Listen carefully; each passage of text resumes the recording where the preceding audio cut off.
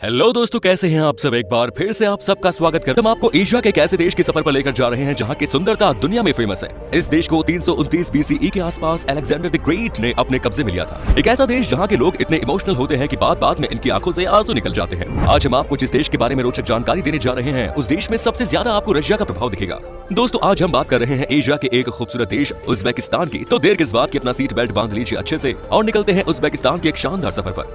सबसे पहले तो आपको बता दूं कि इस देश का ऑफिशियल नाम है रिपब्लिक ऑफ उज्बेकिस्तान, जो कि मध्य एशिया का एक लैंडलॉक कंट्री है, जिसका बॉर्डर तुर्कमेनिस्तान, अफगानिस्तान और साथ ही साथ कजाकिस्तान और ताजिकिस्तान से जुड़ी हुई है। इस देश की कुल जनसंख्या है 3,37,00,000 के आसपास और सबसे ज्यादा जनसंख्या वाले देशों की सूची में ये 42वें नंबर पर आता है। देश के 51% लोग शहर में रहते हैं तो 49% लोग गाँव में रहते हैं। ये देश अभी बहुत ही जवान है और इस समय इस देश की औसतन उम्र है 27 साल के आसपास।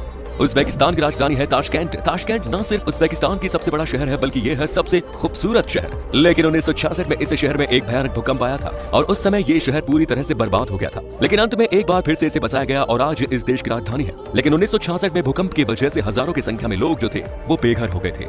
उज्बेकिस्तान देश के लोगों को बहुत ही इमोशनल कहा जाता है। उसके पीछे वजह भी है। दरअसल यहाँ के लोग दिल से ज्यादा सोचते हैं और दिमाग से कम। यहाँ पर आपने किसी का भरोसा जीत लिया तो समझिए कि वो आपके लिए अपनी जान भी दे सकता है। लेकिन यहाँ के लोग इतने इमोशनल होते हैं कि वो बात बात में ही आंसू बहाने लगते हैं। अगर कोई बात उनको चुभ गई तो वो बहुत परेशान हो जाते हैं। आप जब भी कभी उज्बेकिस्तान हो तो ये बात हमेशा याद रखना।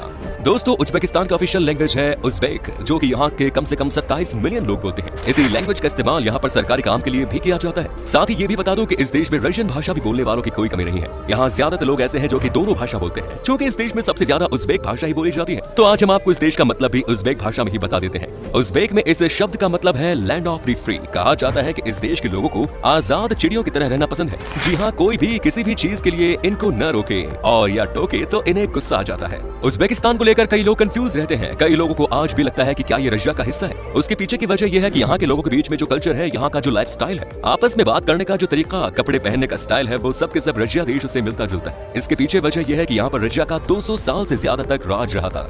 इसी वजह से आज के दिन भी कोई यहाँ आने के बाद ऐसा नहीं महसूस करता कि मानो वो रशिया में न हो। इस देश ने 1991 में जाकर आजादी पाई।